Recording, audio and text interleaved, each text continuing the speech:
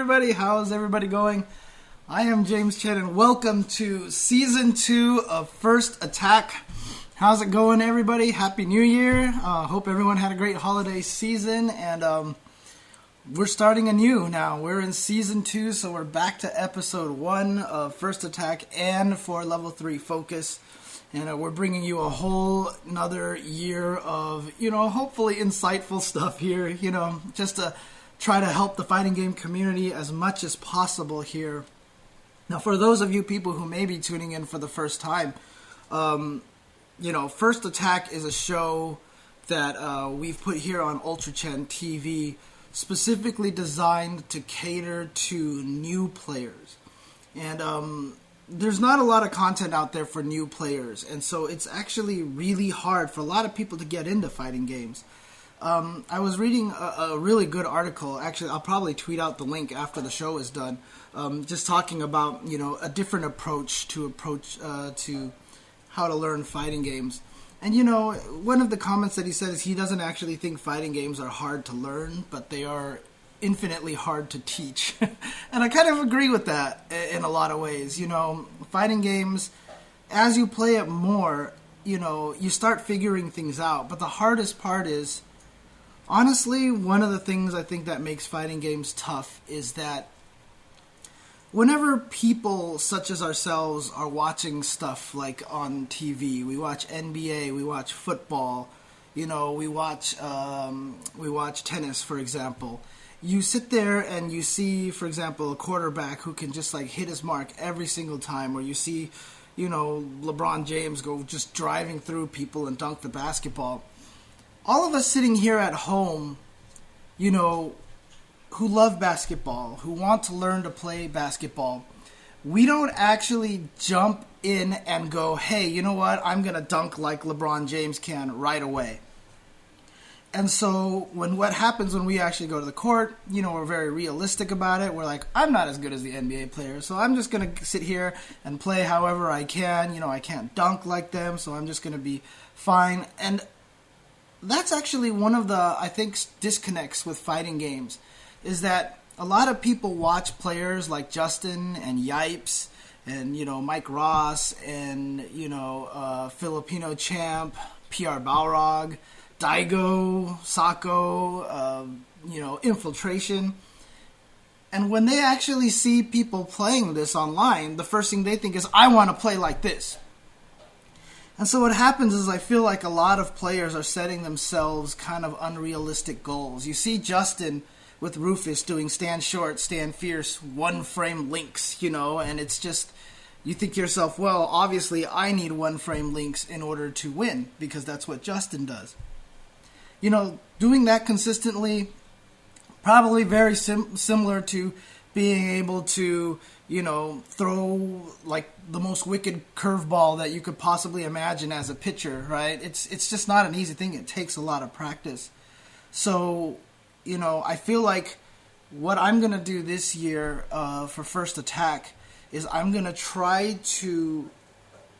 The theme of this season, the theme of this year that I've chosen to go for is, why are fighting games hard? Because that's the number one things that everybody talks about. They always talk about, I try to play a fighting game, I don't know what I'm doing. I'm trying to play a fighting, I don't know how to start. Where do I go? I'm confused, So last year, what I did was I had episode after episode, and I talked about things like spacing. I talked about execution, how to hold a controller. I even started getting into a little bit more complicated things such as option selects. I even talked about what frame traps were and everything. So I kind of jumped a little bit more advanced than I probably would have liked. And so this year, I'm going to take a little bit of a different approach. One of the most popular segments that I had on First Attack were the Ask jchensor episodes, where I would just have a giant episode of Ask jchensor. And I'm kind of taking this to heart here, and I'm starting to understand that, as a player who's been playing fighting games for 20 plus years, it's really hard for me to understand what is hard in Street Fighter and what is easy. And so the approach that I'm going to start taking now is this year I'm going to listen to the community out there more. I'm going to let the fans talk to me. So just like I did with the Ask jchensor segments where people ask me questions and I answer them, I'm going to start a couple of extra Ask jchensor-like segments to allow people to ask me what it is exactly that they want to learn. And what I'll do is from time to time go over these things, and hopefully I can answer a lot of people's questions. And I really want people to ask, the most simple questions that they can, So let me just get into it a little bit. The first new segment that I want to do is something called Why Are Fighting Games Hard? And I want to hear from you guys out there. I want you guys to tell me why you think fighting games are hard. I want you guys out there who are playing the game to tell me what's difficult for you to learn and pick up. And what I really, really, really would like for this particular segment is to keep this very, very high level kind of stuff. I do not want all low level stuff. I guess very basic stuff. I want it to be very simple. I want people to tell me, like, why is Street Fighter hard? Well, Street Fighter is hard because I can't throw fireballs, so I don't know how to play the game. I think Street Fighter is hard because I can't do combos. Stuff like that. I don't want to be, I think Street Fighter is hard because I can't do one-frame links. This is that's already intermediate section. So I want people to, contact me through email, ultrachentv@gmail.com, with the subject line of what makes fighting games hard. Don't use Street Fighter. What makes fighting games hard? And then just tell me something very briefly, very short. Like I said, a very simple concept. Let me know what it is about Street Fighter that you find difficult. And what I'll try to do is address these as they come. And, I'm expecting a lot of people are going to share very similar thoughts. And that's kind of what I'm hoping for, because I feel like the barrier is a very common barrier for a lot of players. So that's actually something that I really, really want to do, is to help the people. And I don't want to assume why it's hard. Last season I said, I'm going to teach you spacing. I'm going to teach you, dexterity, execution, here's, this dance kind of thing like that. So I want you to tell me why you think Street Fighter is hard. And then the second new segment that I'm going to do besides Ask jchensor, which will still be there. So Ask jchensor will still be there. You can still email me at ultrachentv@gmail.com, and you can still have the subject of Ask jchensor and ask anything you want. Community questions, more advanced questions, beginner questions, anything you want is fair game in Ask jchensor. But why are fighting games hard is something I want to focus on, more beginner strategies. The third segment that I want to do is I'm going to do something called Execution Corner, basically, which sounds really violent. I mean, my show is called First Attack. I remember when we uploaded the first few episodes to YouTube, all the related videos were like all these war videos and stuff like that. Now I'm going to create something called Execution Corner, so this is great. First Attack, I'm going to have something called Execution Corner, and what I've discovered, I've been a combo video maker my whole life. I've always made combo videos, doing combos in training mode. I love training mode. I can sit in training mode for hours. And I just love doing combos. The harder the execution, the more fun I have with it. You may not think this when you watch me play and I'm dropping combos and stuff, but that's a completely different situation. That's in the tournament. That's a lot of pressure. That's my fault. But when it comes to training mode, I love doing combos, and I used to do combo videos all the time for this kind of thing. Just recently, actually, even a game that you all seen it. I don't win at Marvel, right? I'm not very good at Marvel, but just recently, one of the stronger SoCal players, who doesn't have a lot of the execution concepts. He knows what the combo is. He just can't quite figure out how to get it to work or why it works. He came to me for help. And this was actually a long time ago. He actually was just talking to me and said, I have trouble doing this combo. So we sat down, and in 10-15 minutes, I figured out how to get it to work. I was landing this combo for him, and he was like, "What the heck? How did you do this? You're not even good at Marvel, right?" And it's just because I love execution. And since then, he's actually sought me for help with execution. And just over the vacation, over the holiday break, he actually came and visited me. And there was another combo that he had problems with.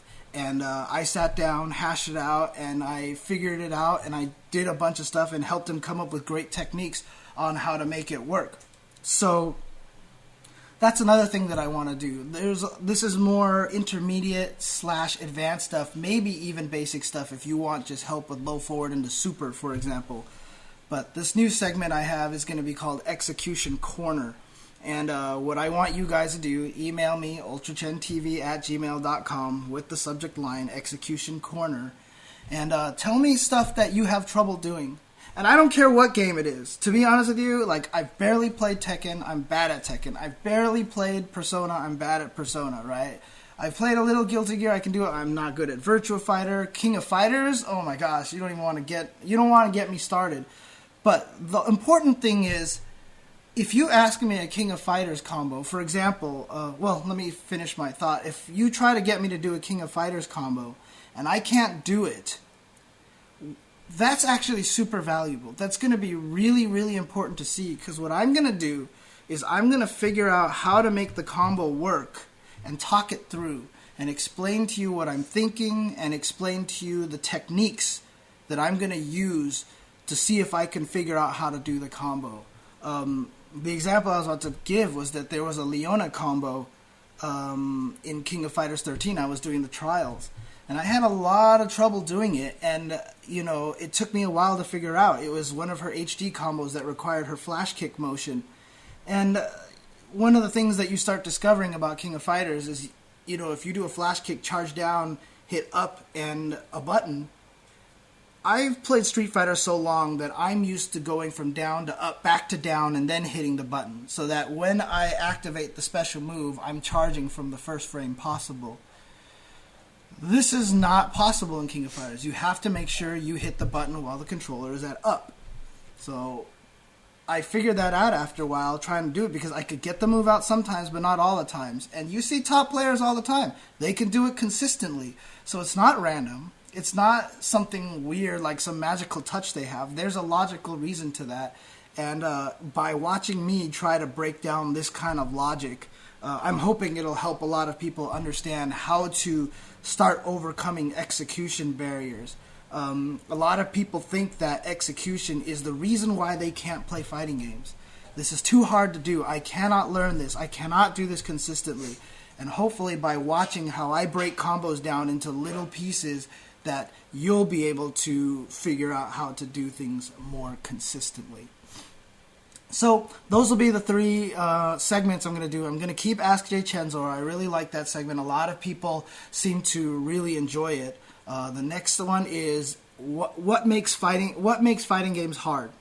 And this is going to be the super high level questions. I want to hear everybody's ideas for that, comments about that. And the last one, Execution Corner. Give me something that you are having trouble learning, and I'll see if I can sit down, try it a little bit. I'll try it a little bit beforehand, maybe, if I have time. But it'll be really interesting to watch me try to figure it out while we're playing. And so that'll be it for this first segment here. When I come back, what I'm going to do is start off the What Makes Street Fighter Hard segment. I know I said I didn't want to assume what makes Street Fighter hard for everybody, but I really do have an idea of why I think Street Fighter is so difficult. So I'm going to go over a really, really weird analogy. I was going to do it last year, but then I changed my mind, but I'm doing it this year. So get ready for some fun, patented James Chen style analogies here for tips that I have on making Street Fighter easier to play, or fighting games easier to play. So stick around, guys.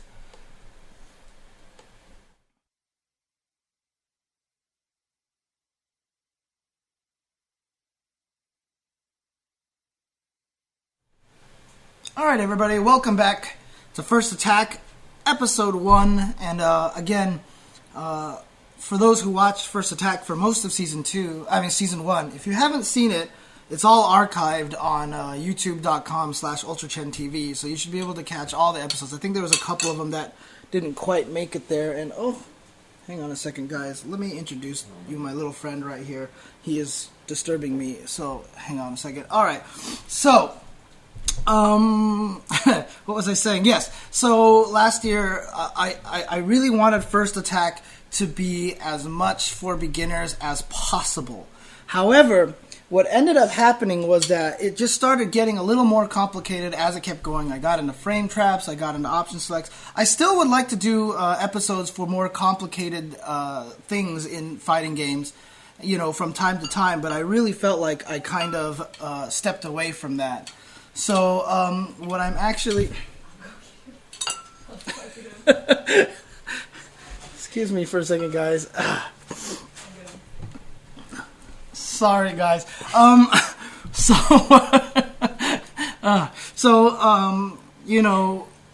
of the things I want to do for First Attack, and I apologize to people who have stuck through, season 1 and such, I'm going to kind of reel it back. I'm pulling it back. I'm going to try to get us back to more of the beginner stuff again, to the really, really beginner stuff. And there's going to be a lot of really beginner concepts that I want to cover, but like I said, I want to see what you guys have to say about it first with the Why Are Fighting Games hard segments. But I am going to start it off with my own ideas. And this was something I really wanted to talk about last year, and just for some reasons or others, I didn't quite get into it, but I'm gonna go with this analogy now. So this is one of my patented bizarre analogies that you've heard from me. Whenever I do commentary and stuff, I like coming up with strange analogies. So, I sat down and thought about, how can I explain fighting games in a way that, everybody could understand? What's a topic that everybody understands? And I came up with the idea of food. Everybody loves food, right? We just want to eat all day. I mean, at least I want to eat all day because that's all I love to do. In fact, I think it's Armando at Wednesday Night Fights who keeps joking that every time he streams me, I'm eating food, right? So I want to come up with an analogy here of why fighting games are hard by comparing it to an aspect of our life that we don't even have to think about every day, and that is eating our food. Now, this is, all of you people are like, okay, I'm tuning off. This guy's gone insane now. That's a plate, not a food? Really? Okay, fine. Look, here's some food. Are you happy right now? I'm eating some noodles here. So that's real food right there. So, here's the thing. I'll get to the food in a second. Let me talk about Street Fighter as a concept here.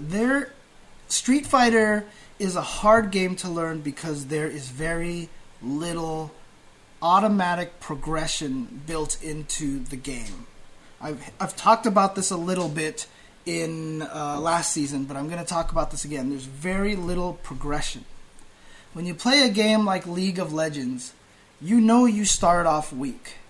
And you know that you're going to have to hit your lanes. The minions are going to start generating. You're going to want to go into the forests and start killing some of those monsters out there to gain experience. You need to build up money. As you get more money, you build up, you get to buy more items. As you buy more items, you get more powerful. You build up levels. And as you get more powerful, you're going to go and take out the turrets.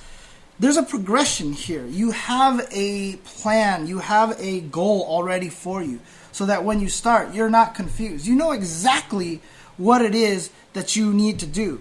Same thing with a game like StarCraft. You need to start mining for resources. You know that you can't build this kind of base without building those two kind of, units. And so you start with a progression. There's always a progression. Pretty much any competitive game that we play is like that. Racing game. You're always going forward. You're always driving forward. You're supposed to get from point A to point B. So as you go, you're going forward. The tricky thing about fighting games is that if you compare it to a racing game, Sometimes you gotta drive backwards. Sometimes you gotta drive off the cliff. Sometimes you just gotta sit there and do nothing. The thing that makes fighting games hard is that there is absolutely no progression in Street Fighter. When the round starts, outside of Super Meter, what you can do at the beginning of the round is the same thing you can do at the end of the round. And not only that, but a game like Street Fighter has 6 buttons. So while you're standing there, while your two characters are just standing there, you already have 6 options, one for each button, right?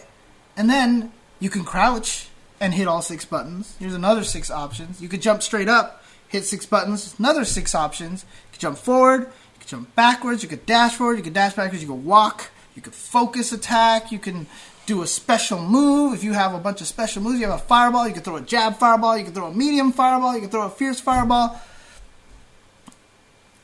Like what do you do? Like how so when round 1 fight starts and you don't play fighting games, as soon as it says round 1 fight, or like Heaven or Hell, Let's Rock, whichever game that you happen to, the Wheel of Fate is turning. It's my favorite one by far.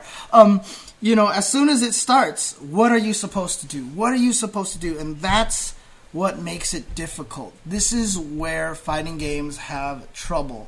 And so when you play video games, a racing game, you hold the button down, right? You automatically go to hitting a button and you go.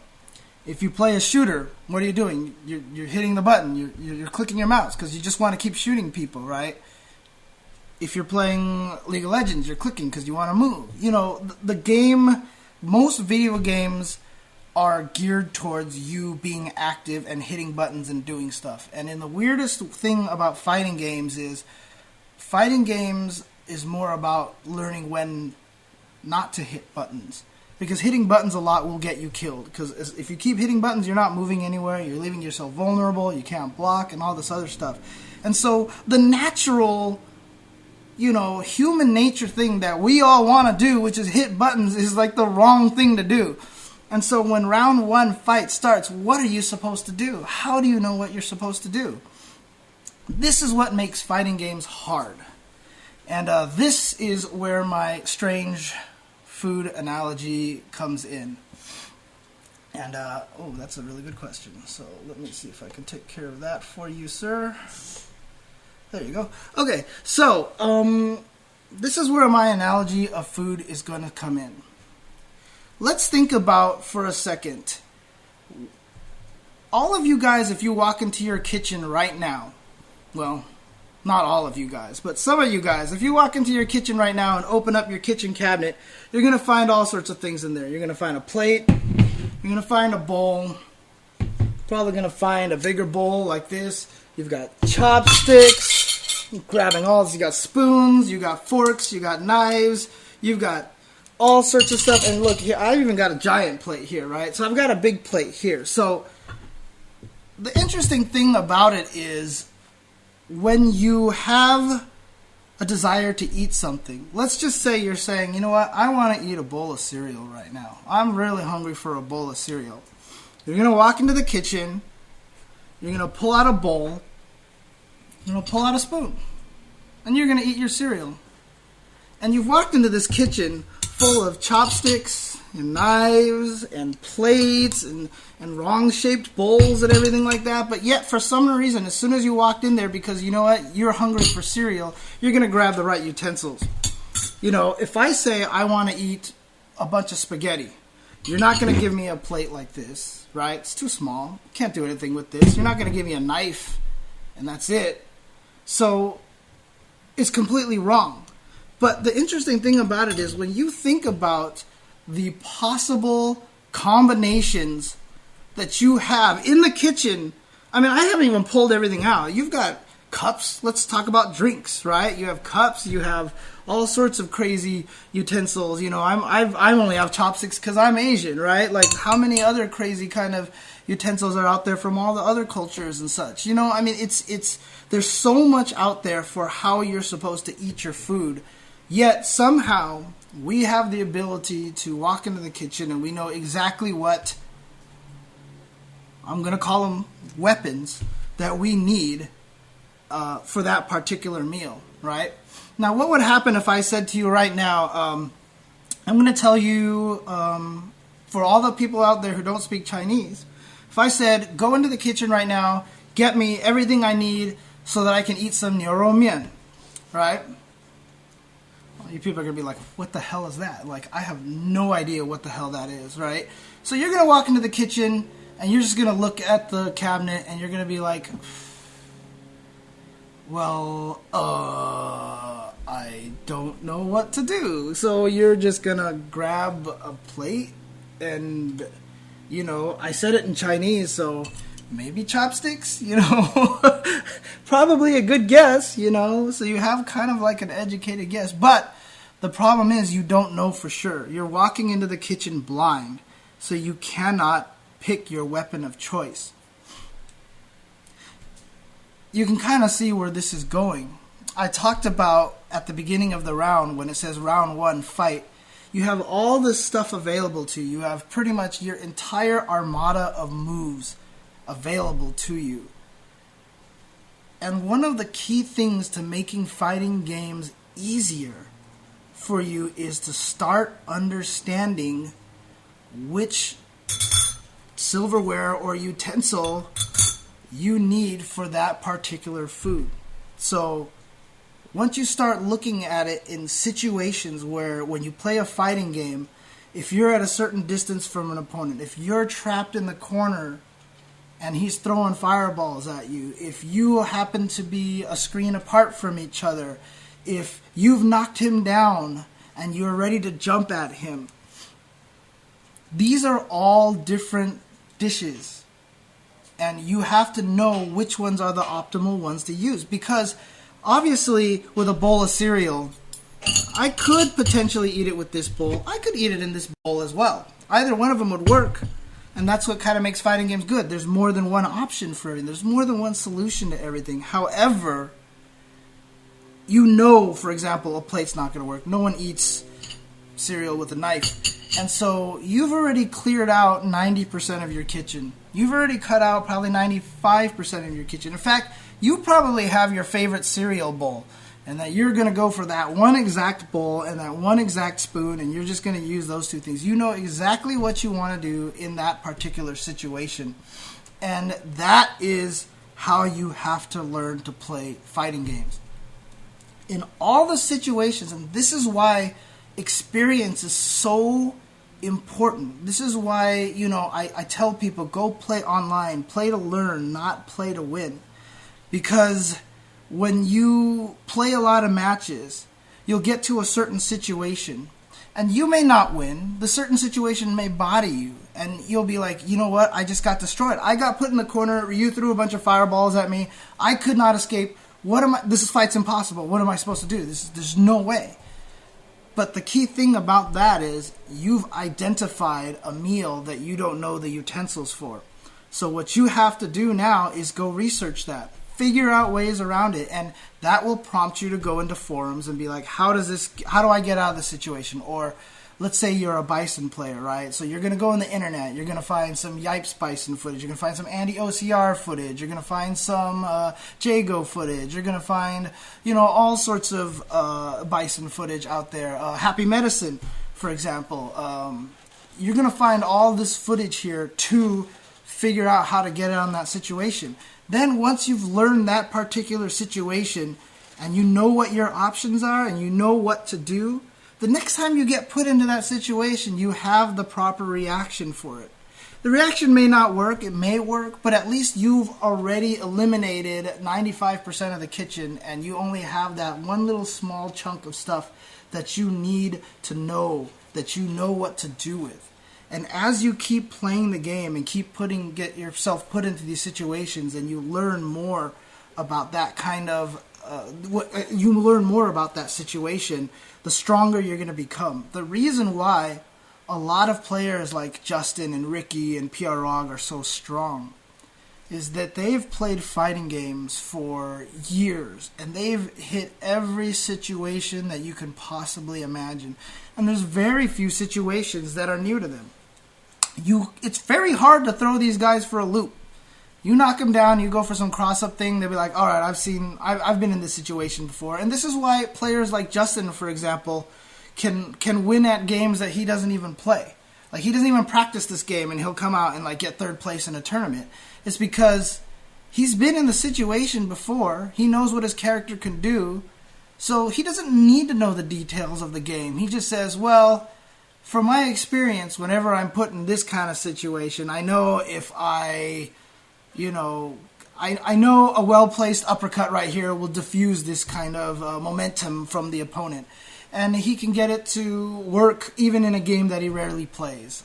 He went to the tournament, I think it was in 2011, I think it was, Focus Fire, and he won every game there, including Vampire Savior and King of Fighters 2002. And he doesn't play King of Fighters 2002, he just said, I played 98 and all my tactics worked, and he won the tournament there. So this is why, because he's seen every situation. He's the kind of guy that knows every single cuisine in the world, so that you can't throw a cuisine at him that he can't just run into the kitchen and be like, here's your stuff, this is what you're going to eat with. He's right every single time. He knows.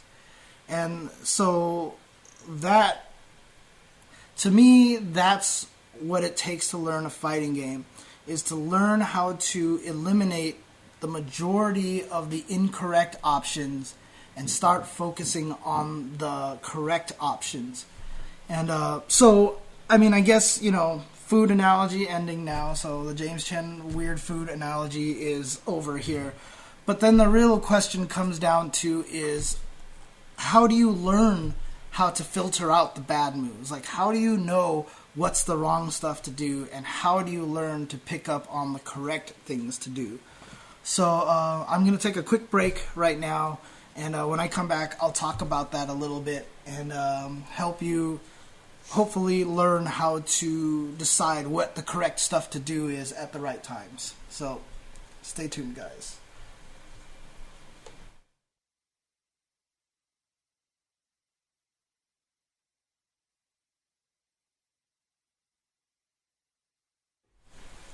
Hello everybody, welcome back to First Attack. I'm James Chen, and this is episode 1 of season 2. We're starting brand new again, and we're trying to go back to learning Street Fighter from, the most basic levels possible. Fighting games, definitely not the easiest kind of games to get into, especially because, I talked about a lot of the other games. You can play one player in a lot of other games and learn a lot. StarCraft has great campaign modes and such. Street Fighter, playing again in the arcade mode, is virtually useless.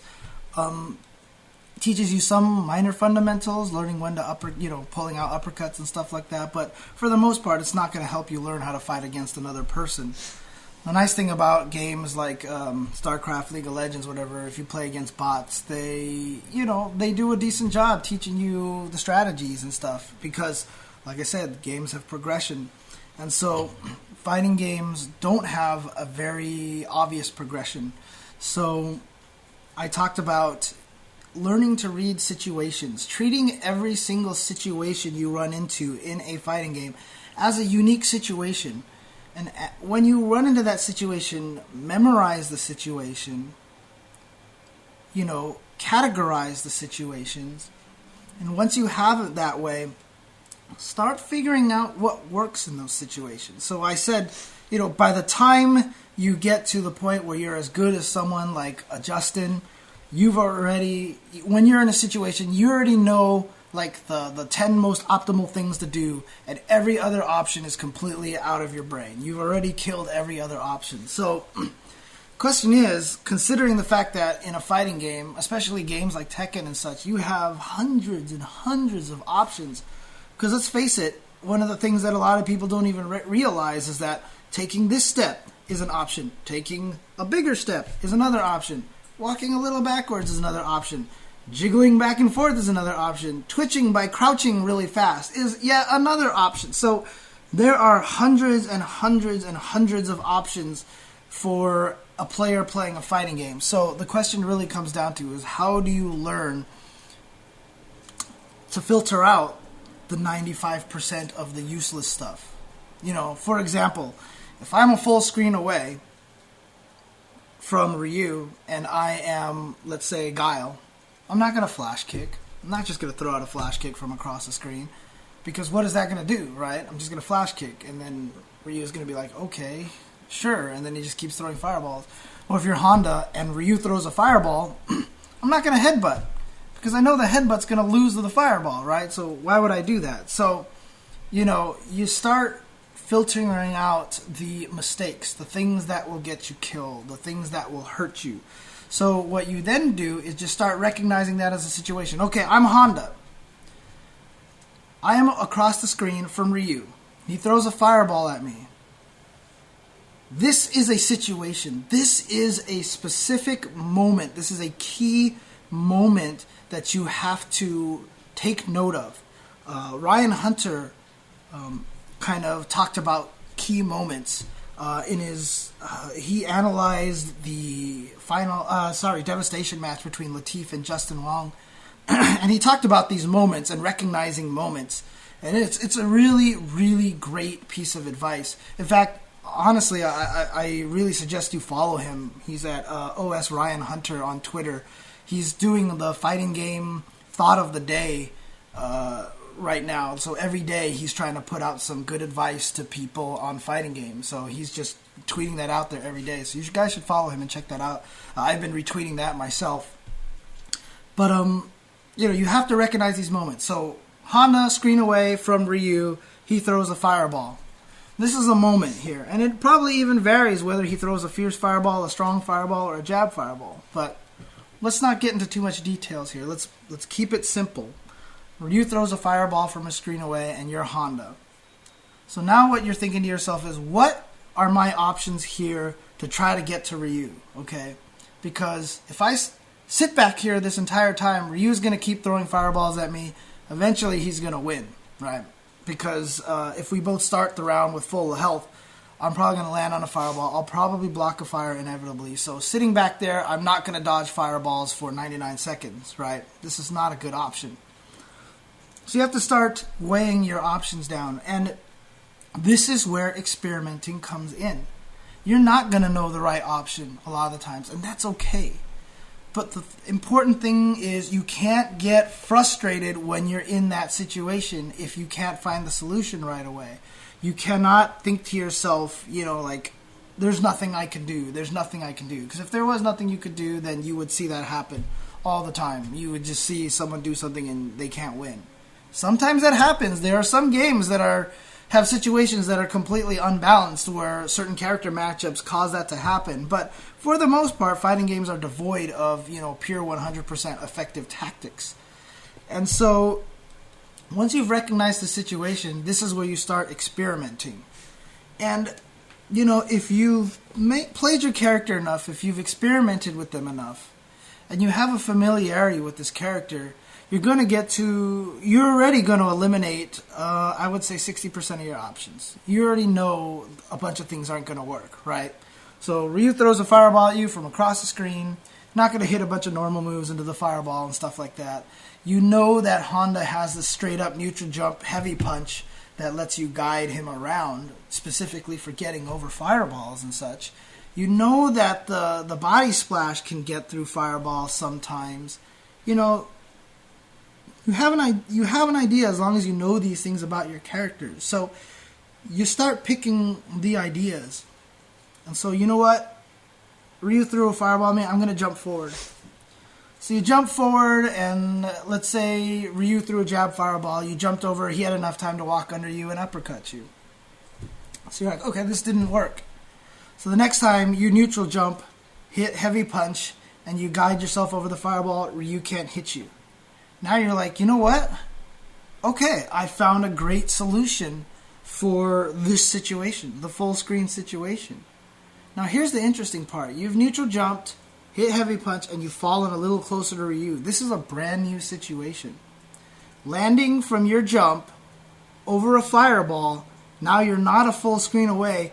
Brand new situation, completely different than from when you were a full screen away. And once you land into this situation, Ryu throws another fireball. Now you're like, okay, now what are my options? Brand new situations. let's try another neutral jump fierce. You're even closer now. And you know what? You think he's going to throw another fireball, so you hold forward flip, he throws another one. Now you're close enough to kick him in the head. So you found a solution that worked. You're like, okay, in situation A, which was full screen away, he throws a fireball, neutral jump fierce worked. In situation B, he threw a fireball, I did neutral jump fierce, and I got closer. And then in situation C, he threw another fireball, I jump kicked him in the head. You've just gained a bunch of information there. You've gained a bunch of valuable information. The next time you play against the Ryu, he throws 2 fireballs, you land, and then he fakes a fireball, you jump, and he uppercuts you. So now you know on that third situation, in situation C, you have 2 results. He throws a fireball, you jump, you kick him in the head. He doesn't throw a fireball, you jump, he gets to uppercut you. This is valuable knowledge here. You've got this knowledge now based on this distance from Ryu. And what you'll find out is you've learned situation C from a screen away. You did neutral jump over fireball, neutral jump over fireball. I'm in situation C. Now, let's think about it another way. Ryu does low forward fireball against you, and you block low forward fireball, and he pushes you this far away. You two will recover at about the same time. Guess what? You're in situation C. Because you're at that range where if he throws another fireball and you jump kick him in the head, if he throws a fireball and you predict it, you can jump kick him in the head, and if he fakes a fireball, you jump and he'll uppercut you. So a completely different setup has put you into situation C. So what I'm getting at is that when you put yourself into all these different situations, it sounds overwhelming. Like, my God, there must be an infinite amount of situations. There must be a million ways, a million situations to memorize. How am I ever going to figure this out? It starts to simplify itself as you play the game more, as you put yourself into these situations more and more often. Things start leading into each other. For example, let's say a situation C, you jump over the fireball correctly and you hit him with a jump hard kick into a sweep. You knock him down, so he falls over. Once you knock him down, you have now created the I've knocked him down situation, and all of your follow-ups are going to be the same as if you just happened to walk up to Ryu and just hit him with the sweep and knocked him over. You know, you've created this very, very common situation. In other words, most situations lead themselves into each other. So even though there may be 1,000 situations that you might want to get used to, situation A is only going to lead to situation B or F. Situation G is most likely going to lead to situation H. Sometimes we'll get to situation W, sometimes X. But for the most part, you start to build this flow of things that can happen in a match. And you start understanding the patterns in a match. A lot of people really wonder, you've seen David do this all the time when he does commentary. He's like, situation happened, he's like, uppercut, and the guy uppercuts. He's like, oh yeah, right? There's a reason why, because when you go from situation A to situation G, there's a very common human reaction coming from there.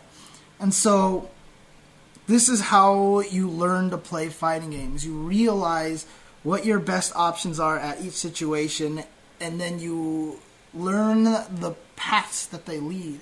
And eventually they all start getting ingrained to your head.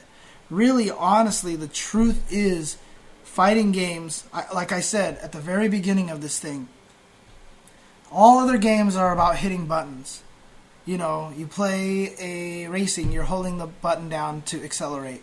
You're shooting all the time in a first-person shooter. You know, even if you play something like Metal Slug or Contra, right? You're hitting buttons all the time. You're jumping. When you play Mario, you're jumping all over the place. We're always jumping in platformers, right? The temptation to hit buttons, because buttons are usually the right thing to do, because that causes the action. In Street Fighter, it's not about what you can do. It's more about what you shouldn't do. So you have a million options to you. But once you start getting good at fighting games, you know that realistically, in this situation, I only have 5 options. These are the go-to options that I have. And as you play the game, the better and better you get, you start finding these really, really outlier situations. Like, here's the 5 optimal things.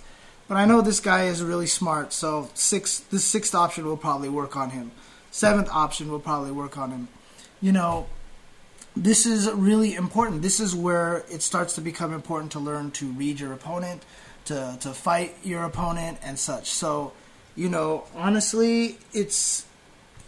Yeah, I mean, I don't want to keep using the word situation over and over again, but it's really important to realize these key moments. You know, just like Ryan Hunter said, key moments.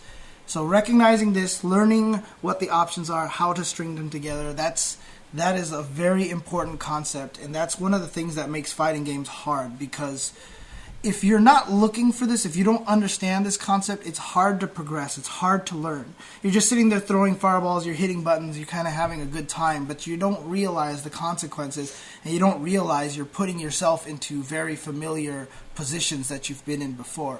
Once you start learning that, that is the first step to advancing from beginning status to, you know, competitive status. And so I'm going to take a really quick short break, and when I come back, I just want to remind everyone again of the, you know, the new segments that I'm planning to do, and then stick around. Level 3 Focus will be right after that. So stay tuned after this commercial break.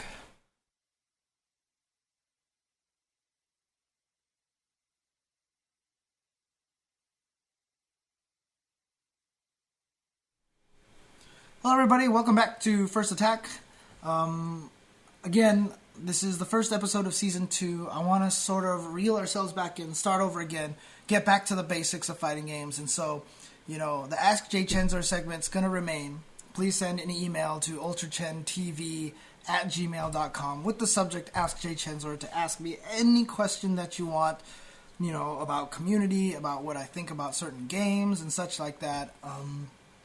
Some people have asked me some, like, oh, what's your background? Like, what did you do? What do you do for your work? Or whatever like that. If you really care, you can ask me, but I probably won't answer those questions. But, so Ask jchensor segment still around. Ask, you know, high-level questions, low-level questions, community questions, you know, anything that you'd like. The two new segments I'm going to add in are why are fighting games hard? I want you guys to tell me what makes fighting games hard. This is geared mostly towards very, very low level. Is it low or high level? Jeez. Okay. It's very basic stuff. It's very, very, very basic stuff. So, you know, simple questions like, you know, fighting games are hard because, you know, whenever I jump, I get punished. I don't understand. Whenever I hit buttons, I get whiff punished. I don't understand. You know. And then the last segment is going to be Execution Corner. I'm going to help people with execution, help people figure out how to do the difficult execution stuff that holds a lot of people back. Or simple stuff, like I said, low forward into fireball. If you have trouble with that, I'll work that out with you guys a little bit. So again, UltraChenTV@gmail.com with the subject line Ask jchensor Execution Corner, or what makes fighting games hard. And hopefully in future segments, for future First Attack episodes, I'll be able to dedicate a lot of the show to talking about a lot of the questions that have been given me. So that's it for episode 1 for season 2. Like I said, coming up right after this is Level 3 Focus with Mr. Ultra David, and tomorrow we'll be resuming back with the second episode of the Tuesday show 2013. So stick around, guys, for some Ultra David.